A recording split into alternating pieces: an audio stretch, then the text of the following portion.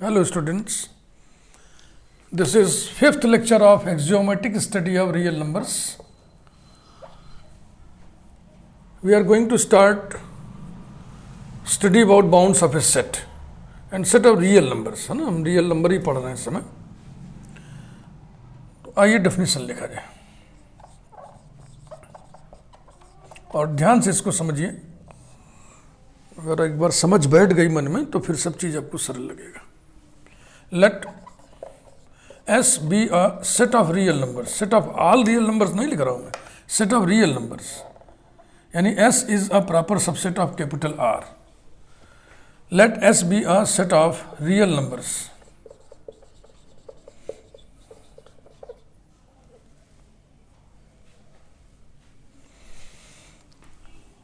Full stop. Let lambda be a real number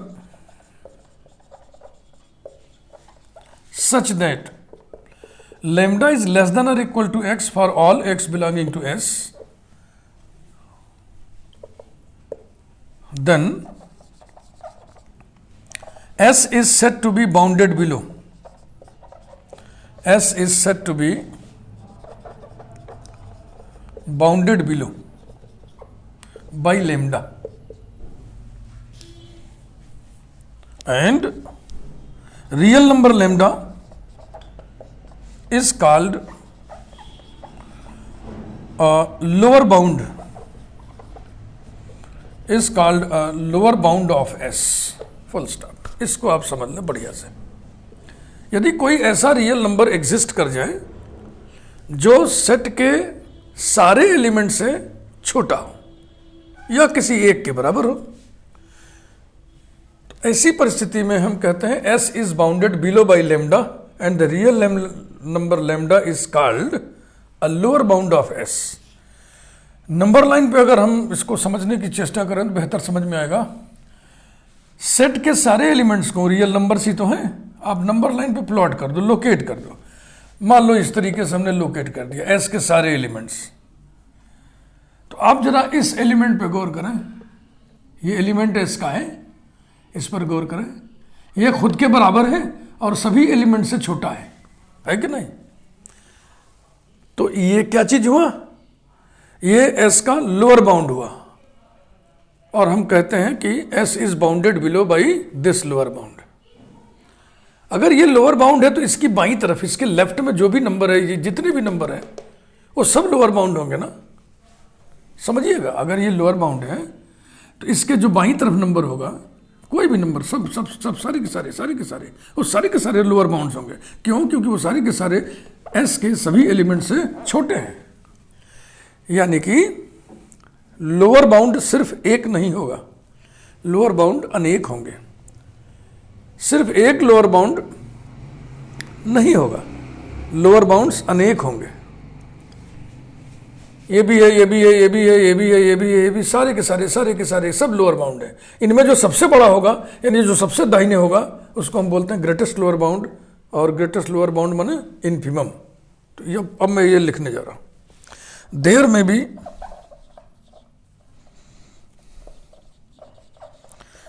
में be so many lower bounds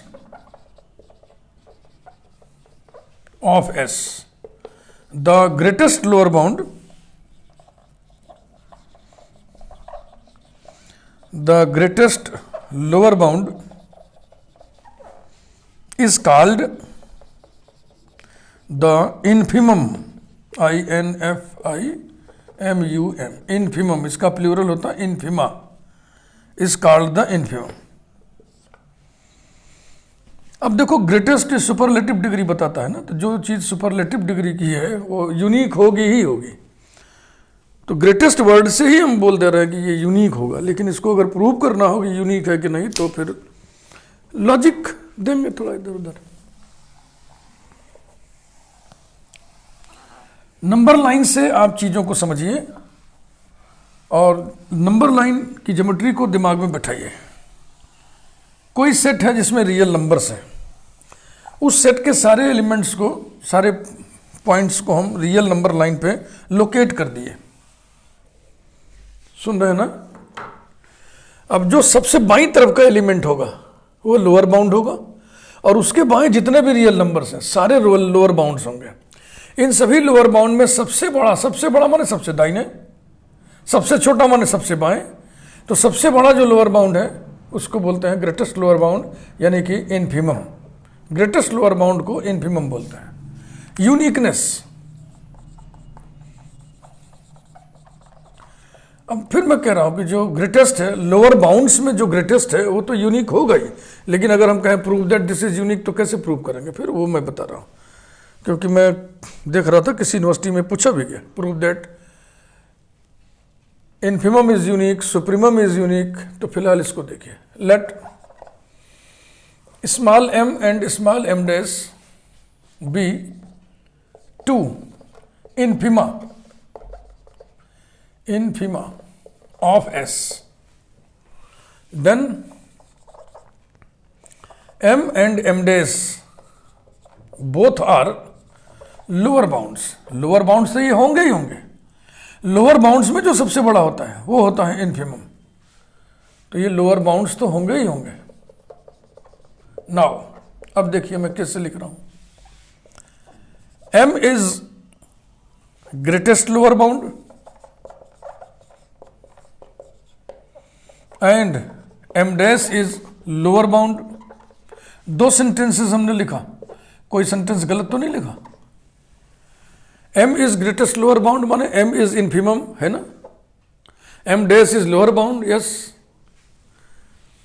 implies that m dash lower bound है और m greatest lower bound है, तो दोनों में क्या संबंध हुआ, m dash is less than और इक्वल टू m। नेक्स्ट, अब m और m डैश के रोल्स बदल दें। m dash is greatest lower bound and m is lower bound. These imply that m is less than or equal to m dash number 2 from 1 and 2, m equal to m dash, यानी कि infimum दो नहीं होंगे। अगर आप दो मानोगे तो दोनों बराबर हो जाएगा, यही है uniqueness.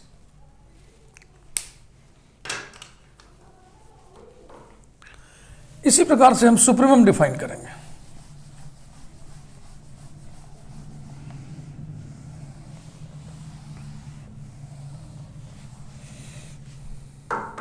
Number 2, let S be a set of real numbers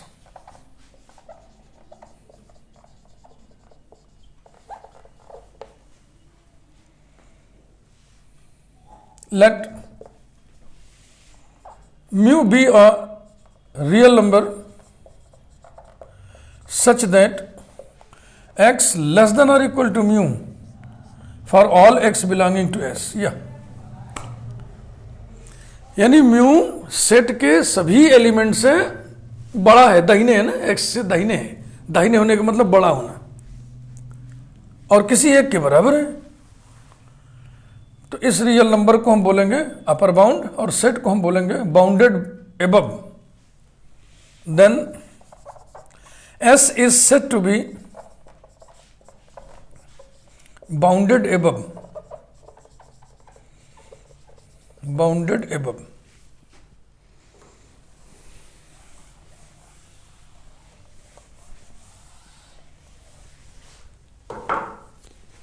by mu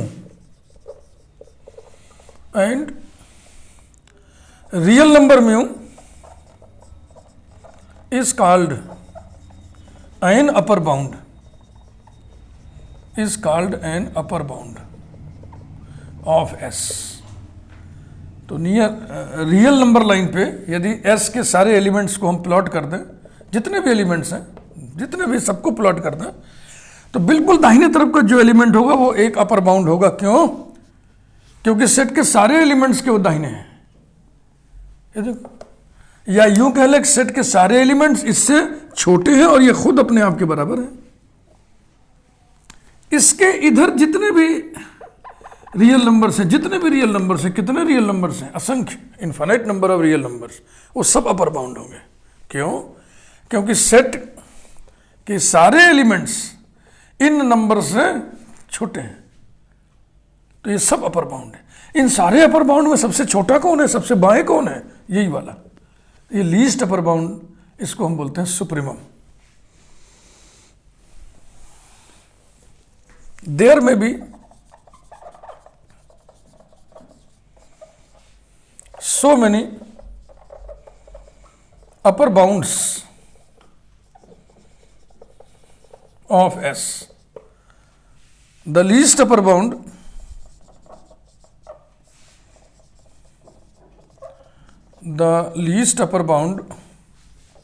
is called the supremum.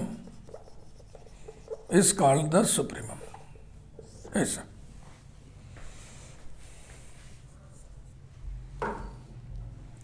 Number line से आप चीजों को समझिए, मैं बार बार आपको दोहरा रहा हूं।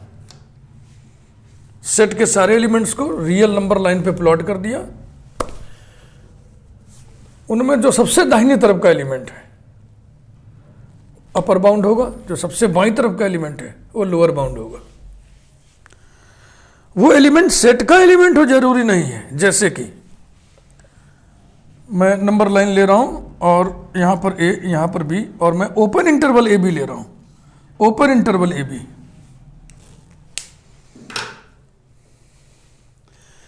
तो बी इसका अपर बाउंड होगा, ए लोअर बाउंड होगा। बी इस सेट में नहीं है, ए इस सेट में नहीं है, तो जो बाउंड्स हैं वो सेट के एलिमेंट्स हो ये जरूरी नहीं है। जैसे कि उदाहरण हमने बता दिया ओपन इंटरवल ए बी में, क्योंकि देखो इस ओपन इंटरवल ए बी के पॉइंट्स कहां तक और समझ रहे ना, वो आप बता ही नहीं सकते कि ये कहां रुकेगा, बी के जस्ट पहले रुकेगा, तो जस्ट पहले कौन सी संख्या लेंगे, बस दिमाग में रखिए कि बी के जस्ट पहले रुकेगा, उसको हम कुछ बता ही नहीं सकते कौन सी संख्या है। इसलिए हम अपर बाउंड्स की गिनती कहां से शुरू करेंगे, इसमें बी से। बी अपर बाउंड है और बी के दाहिने तरफ जितने भी रियल नंबर है सब अपर बाउंड है। उसमें स्मॉलेस्ट कौन है, लीस्ट कौन है, B, so B will be the supremum. Similarly A will be the infimum. ये ए और B open interval A B के एलिमेंट्स नहीं है।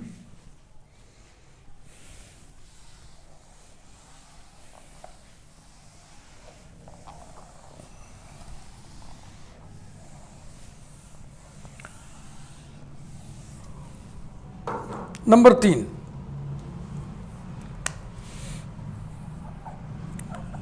let S be a set of real numbers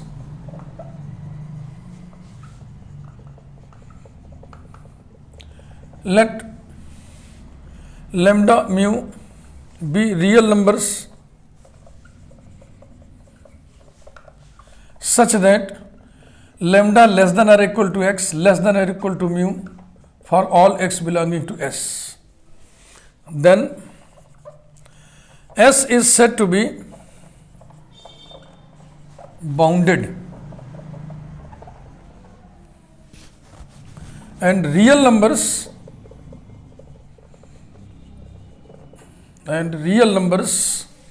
lambda and mu are lower and upper bounds respectively.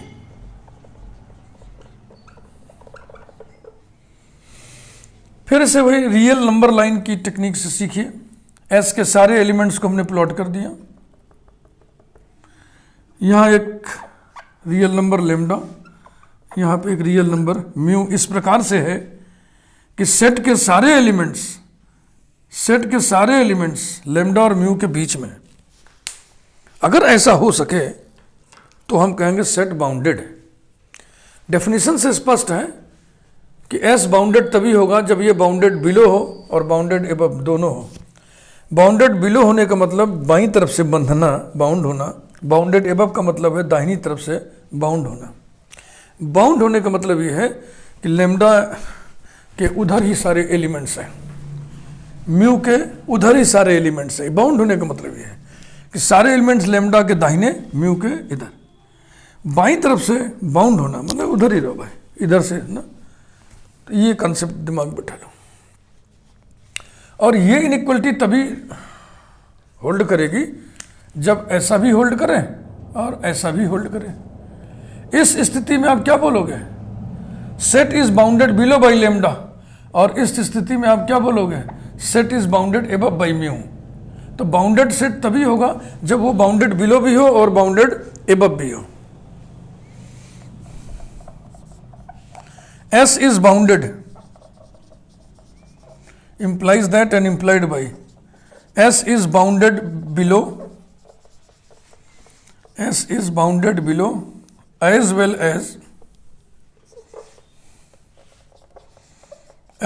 as bounded above। अब ये below और above word की भी व्याख्या हम कर दें। देखो, बिलो एबव कहने से वर्टिकल डिस्प्लेसमेंट, वर्टिकल मूवमेंट का बोध होता है, below above.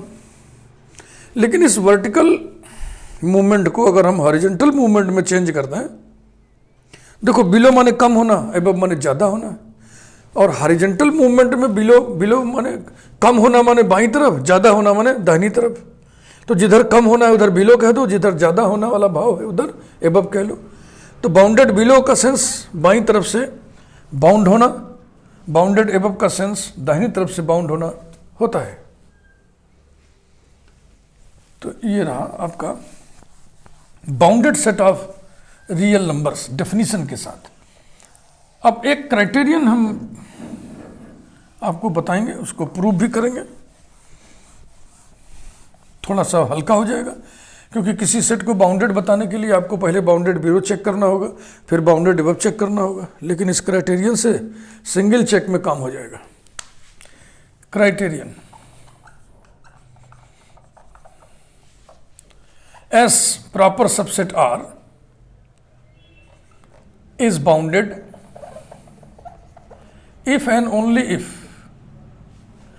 there exists a positive number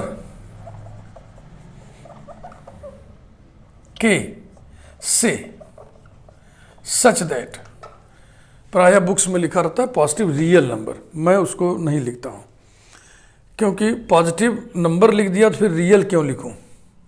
क्योंकि positive number, negative number real number ही होते हैं, कॉम्प्लेक्स नंबर पॉजिटिव नेगेटिव नहीं होते हैं। तो अगर पॉजिटिव नेगेटिव एडजेक्टिव लग गया है तो कॉम्प्लेक्स नंबर होने का सवाल ही नहीं उठता है, वो रियल नंबर ही होगा। Positive number K such that mod x less than or equal to k for all x belonging to S। Proof, let दो पार्ट में होगा, इफ एंड ओनली इफ लगा है। Let S be bounded,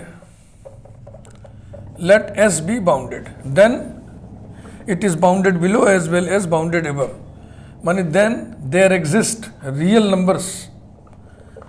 numbers lambda comma mu से, मान लिया, such that lambda is less than और equal to x, less than और इक्वल टू म्यू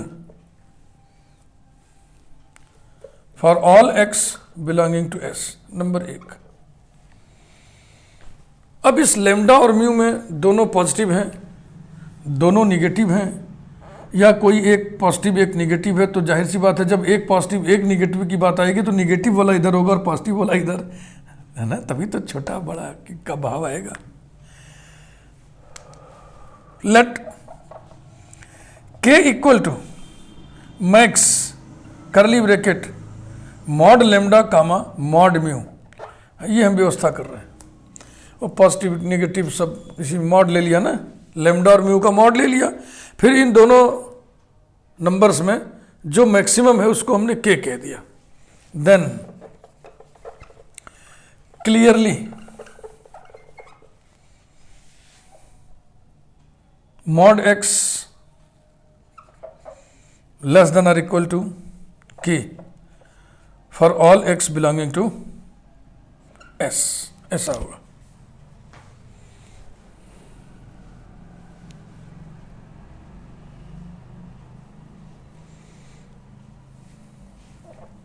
अभी अब करके देखना पड़ेगा, जैसे मान लीजिए एग्जाम्पल वगैरह कोई लेके देखा जाए। जैसे मान लो कि सारे एलिमेंट्स 2 और 5 के बीच में, 2 और 5 के बीच में सारे एलिमेंट्स है ना, या अब 2 और 5 के बीच में है तो सारे पॉजिटिव होंगे, तो मॉड लेने का कोई मतलब ही नहीं क्योंकि सबका मॉड उसी के बराबर आएगा। और के क्या चीज़ है, मॉड 2 और मॉड 5 में जो बड़ा हो, तो मॉड 2 और मॉड 5 में कौन बड़ा है, 5 बड़ा है, तो के बराबर 5 हो गया। तो इसका मतलब क्या हुआ, हर एलिमेंट के बराबर या के से छोटे हैं। तो के बराबर होने की गुंजाइश तब होगी जब ये भी एलिमेंट होना, तो ये एलिमेंट तो है ही है और यही के है, तो सारे के सारे एलिमेंट हम लिख सकते हैं लेस देन और इक्वल टू के। अब अगर दोनों निगेटिव ले लिया जाए तो ये -5 हो गया, ये -2 हो गया, इसी के बीच में सारे पॉइंट्स हैं, तो जाहिर सी बात है सारे के सारे निगेटिव होंगे, सारे के सारे निगेटिव होंगे। इसका मॉडुलस लीजिए और उनमें जो सबसे बड़ा है उसकी बात करिए, तो सबसे बड़ा कौन होगा, -5 का मॉड माने 5, यानी के बराबर हो गया 5। तो इन सारे एलिमेंट्स के जो मॉडुलस हैं, सोचो ना ध्यान से, -2 के इधर, फिर -3 आएगा, फिर और संख्याएं, फिर -4 आएगा, वगैरह वगैरह, बहुत संख्याएं। जब आप मॉड ले लोगे तो वो सब के सब उधर चली जाएंगी, पॉजिटिव हो जाएंगी ना। तो उधर जाने पर, जैसे मान लो कि यहाँ पर -4 लिखा हुआ है, तो ये उधर चला 4 हो जाएगा ना, 4 इज लेस देन 5। तो इन सभी पॉइंट्स के जो मॉडुलस हैं मॉड एक्स, वो लेस देन और इक्वल टू 5 हो जाएंगे ना, उधर सब चले जाएंगे, 0 के उधर। तो ये चेक हो गया। ऐसे ही आप एक को निगेटिव ले लिया, एक को पॉजिटिव ले लिया, चलो अब ऐसे कर दिए। तो फिर इसका मॉड लीजिए, फिर उनमें बड़ा कौन होगा, फिर 5 होगा, के इक्वल टू फिर 5 होगा। अब -5 और 2 के बीच में निगेटिव नंबर्स भी हैं, 0 भी है, पॉजिटिव नंबर्स भी हैं। जब सबका मॉड ले लोगे तो सब के सब पॉजिटिव हो जाएंगे, और वो सब के सब पॉजिटिव होने पर सबसे बड़ा पॉजिटिव कौन हो जाएगा, 5, यानी सब के सब 5 से इधर होंगे, तो फिर यही चीज़ आएगा। ये फील करने की बात है, तरह तरह से एग्जाम्पल लेकर, जैसे मैंने फील करा दिया आपको। तो एक पार्ट हो गया कि यदि एस बाउंडेड है, then there exists a positive number K such that mod x less than और equal to K for all x belonging to S. तो जिसे आप के कह रहे हो वो पॉजिटिव होगा ना, अरे भाई ये पॉजिटिव तो ये भी पॉजिटिव होगा। कन्वर्स पार्ट, कन्वर्सली लेट के be a positive number such that mod x less than or equal to k for all x belonging to s, then इस इनइक्वेशन का सोल्यूशन कैसे लिखा जाता है, -k लेस देन और equal to x less than और equal to k for all x belonging to s। तो सारे के सारे एलिमेंट्स देखो दो नंबर्स के बीच में आ गए कि नहीं आ गए, ये लेमडा हो गया, ये म्यू हो गया। जब दो नंबर्स के बीच में सेट के सारे एलिमेंट्स आ गए तो हम क्या बोलेंगे, set is bounded. This implies that S is bounded, S is bounded.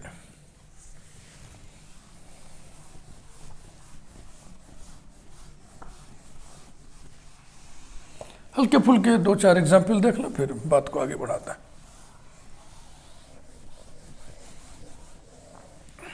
Example,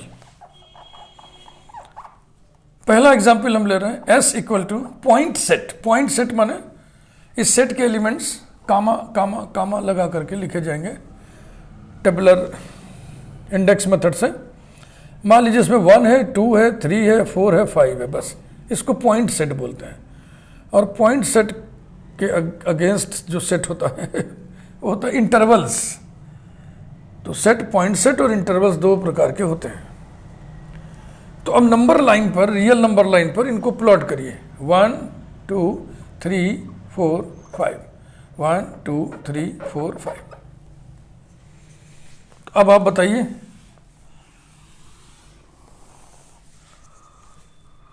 clearly 1 is a lower bound, 1 is a lower bound as, जैसा कि 1 is less than or equal to x for all x belonging to s। 1 is equal to 1, 1 is less than 2, 1 is less than 3, 1 is less than 4, 1 is less than 5.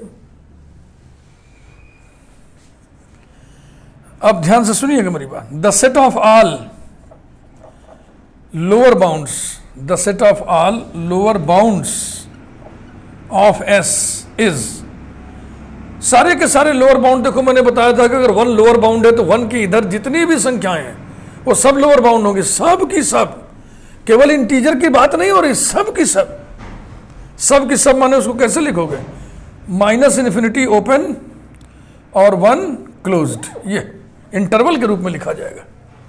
वो point के रूप में लिख ही नहीं सकते आप, वो पूरा पोर्शन लेना है, नंबर लाइन का पूरा पोर्शन लेना है. और फिर इसका जो ग्रेटेस्ट एलिमेंट होगा, इसका सबसे बड़ा एलिमेंट कौन है, 1. The infimum of S is 1.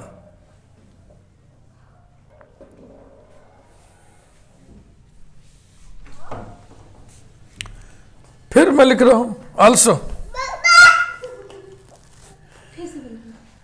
5 is an upper bound,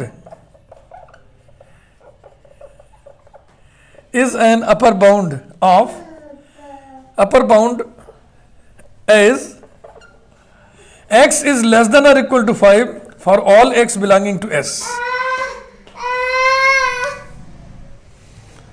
check कर लें, 1 is less than 5, 2 is less than 5, 3 is less than 5, 4 is less than 5 and 5 is equal to 5.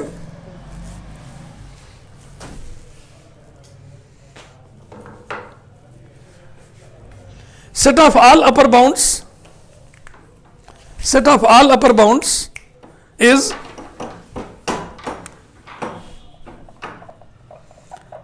the set of all upper bounds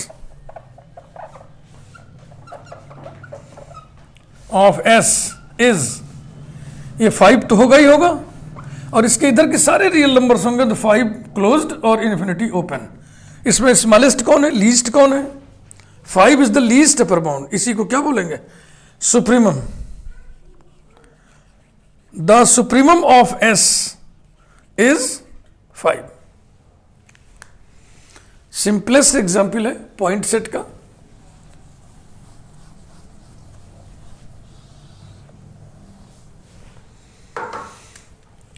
फिर लिखिए example. अब हम set ले रहे हैं open interval A B को. ए नंबर लाइन का टुकड़ा होता है, पोर्शन होता है, ए बी, ए से बी तक सारे नंबर्स, ए नहीं बी नहीं, ये सारे नंबर सारे नंबर सारे नंबर. हम इसको पॉइंट ऐसे ऐसे करके पॉइंट में लिख ही नहीं सकते, फिर भी मैं कुछ चेष्टा कर रहा हूं लिखने की. ये पूरा पोर्शन ही है, इस पोर्शन पे कितने रियल नंबर्स होंगे, infinite number of real numbers. तो क्लियरली ए लोअर बाउंड है because A is less than each element, A is less than each element of this. B upper bound है because B is greater than each element of this interval. A के इधर सारे lower bounds है, उसमें सबसे बड़ा कौन है, ए, तो ए विल बी इन्फिमम. बी के दाहिने सारे रियल नंबर्स अपर बाउंड्स होंगे, उनमें स्मॉलेस्ट कौन है, लीस्ट कौन है, B, so B will be the supremum.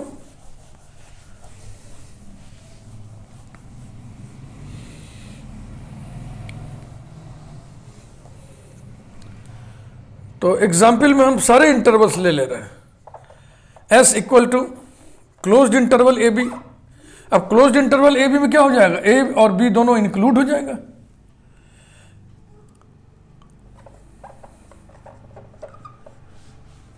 S equal to left half open interval A B. अब इधर ओपन कर दो, इधर क्लोज्ड कर दो. S equal to right half open interval A B. अब की बार इधर ओपन कर दो, इधर क्लोज कर दो.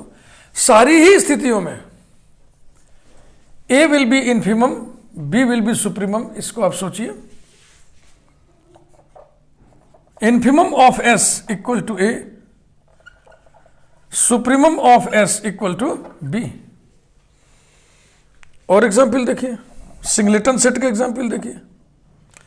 S equal to curly bracket single element A, A belongs to R. Single element है, नंबर लाइन पर इस एलिमेंट को हमने प्लॉट कर दिया. अब सोचिए, ए लोअर बाउंड होगा because A is equal to A, और इसके बाईं तरफ सारे नंबर्स लोअर बाउंड्स होंगे, इनमें सबसे बड़ा कौन है? ए, तो ए इन्फिमम हो गया। इसी प्रकार से ए सुप्रीमम भी हो जाएगा। Infimum of S equal to supremum of S equal to A. Singleton set ही एक ऐसा केस है जिसके लिए इन्फिमम सुप्रीमम कोइंसाइड करते हैं, इक्वल आते हैं, सेम होते हैं, वही एलिमेंट। इसके बाद एम्प्टी सेट पर भी विचार कर लीजिए। एम्प्टी सेट में कोई नंबर होता ही नहीं है, तो जब एम्प्टी सेट में कोई होता ही नहीं है तो हम कह दें कि एम्प्टी सेट के सारे एलिमेंट सारे रियल नंबर से छोटे हैं। क्या फर्क पड़ता है? This sentence is trivially true. या हम कह दें एम्प्टी सेट के सारे एलिमेंट सारे रियल नंबर से बड़े होते हैं। This sentence is also trivially true. इसलिए सारे रियल नंबर्स एम्प्टी सेट के लोअर बाउंड्स होंगे, सारे रियल नंबर्स एम्प्टी सेट के अपर बाउंड्स होंगे। S equal to empty set, all real numbers will be lower bounds of empty set and all real numbers will be upper bounds of empty set। परंतु सारे real numbers अगर lower bounds हैं तो सारे real numbers में सबसे बड़ा कौन होगा? नहीं बता सकते आप। इन्फिनिटी ना, तो इन्फिनिटी कोई नंबर थोड़ी है। इन्फिनिटी कहाँ पाओगे जो लिखोगे? इन्फिनिटी का मतलब एग्जिस्ट नहीं करता है। इसका मतलब सुप्रीमम इन्फिमम इसका एग्जिस्ट नहीं करेगा। The infimum of infinity empty set five and supremum of empty set do not exist, do not exist. ये हो गया। इसके बाद हम आपको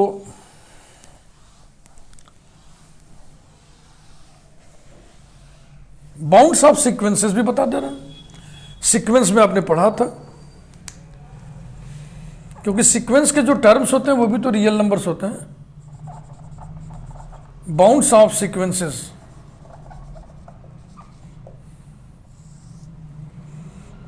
let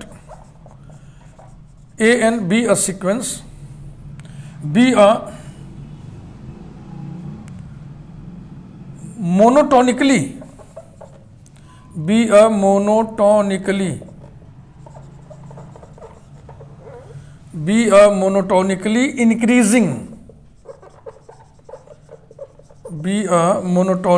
increasing and bounded above sequence, then infimum of sequence an will be first term a1।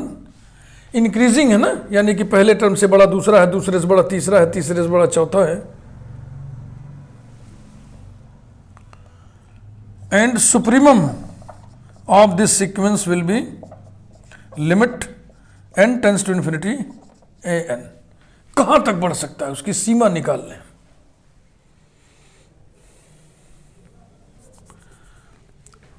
तो हमें ये लगता है कि बाउंडेड एबव लिखने की जरूरत नहीं है, बस इंक्रीजिंग लिखिए। अगर ये लिमिट इन्फिनिटी आ गया तो हम कह देंगे एग्जिस्ट नहीं करेगा। Let sequence an be a monotonically increasing sequence, then ऐसा। Number 2, let sequence an be a monotonically decreasing sequence, then infimum of sequence an equals to, देखो डिक्रीज का मतलब पहले टर्म से छोटा दूसरा टर्म है, उससे छोटा तीसरा टर्म है, उससे छोटा चौथा टर्म है, तो सबसे बड़ा पहला ही तो हुआ, तो वही हो जाएगा सुप्रीमम जो सबसे बड़ा है वो सुप्रीमम हो गया, इक्वल टू A1। और उसके बाद फिर टर्म्स घटते जा रहे हैं, कहाँ तक घटेंगे वो सीमा निकाल लीजिए, वही हो जाएगा इन्फिमम, सबसे छोटा। Limit n tends to infinity an। Sequence के केस में इन्फिमम सुप्रीमम ऐसे निकालते हैं। मैं एक एग्जाम्पल से इसको समझा भी दे रहा हूं, क्योंकि सीक्वेंस में ये सब आप पढ़े होंगे, आपको मालूम होना चाहिए। Example, sequence an equals to sequence n upon n plus 1 हम उठा रहे हैं। an equal to n upon n plus 1, an plus 1 equals to n plus 1 upon n plus 2। पहले हम चेक कर रहे हैं कि मोनोटोनिकली इंक्रीजिंग है या डिक्रीजिंग है।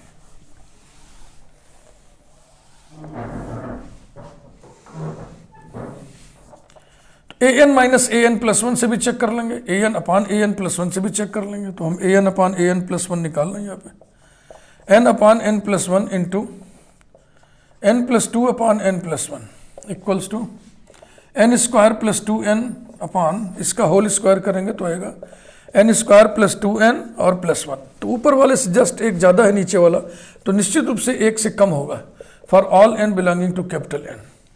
This implies that an is less than an plus 1 for all n belonging to capital N।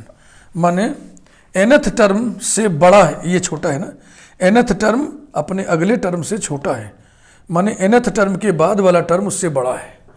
So a1 is less then a2, a2 is less then a3, a3 is less then, अगर इसको लिखना चाहें तो ऐसे लिख दें, a1 is less then a2, a2 is less then a3, a3 is less then a4 and so on. यही है। तो बताइए इंक्रीजिंग है कि नहीं है? a1 से बड़ा a2 है, a2 से बड़ा a3 है, तो ये इंक्रीजिंग सीक्वेंस है। Therefore sequence an is monotonically increasing, monotonically increasing। Thus infimum of sequence an क्या होगा? मोनोटोनिकली इंक्रीजिंग का मतलब कि टर्म्स बढ़ते जा रहे हैं। सबसे छोटा टर्म कौन होगा? पहला वाला। तो ये हो गया a1, और a1 माने यहां से a1 निकाल लीजिए 1/2 and supremum of sequence an is equal to, पहले टर्म के बाद बड़ा होता जा रहा है, बड़ा होता जा रहा है, तो बढ़ने की सीमा निकालिए कितना बढ़ेगा। Limit n tends to infinity an equals to limit n tends to infinity an माने n अपॉन n प्लस 1, और ये लिमिट कितनी आएगी? 1। तो इन्फिमम हो गया 1/2, सुप्रीमम हो गया 1। ऐसे सीक्वेंस के बाउंड्स निकालते हैं। इंटरवल्स के बाउंड्स बता दिए, सीक्वेंस के बाउंड्स बता दिए, पॉइंट सेट के बाउंड्स बता दिए, एम्प्टी सेट के बाउंड्स बता दिए, सिंगलेटन सेट के बाउंड्स बता दिए। तो हर पहलू हम आपके सामने रख दिए। इसके बाद फिर हम यात्रा आगे बढ़ाएंगे। Thank you very much.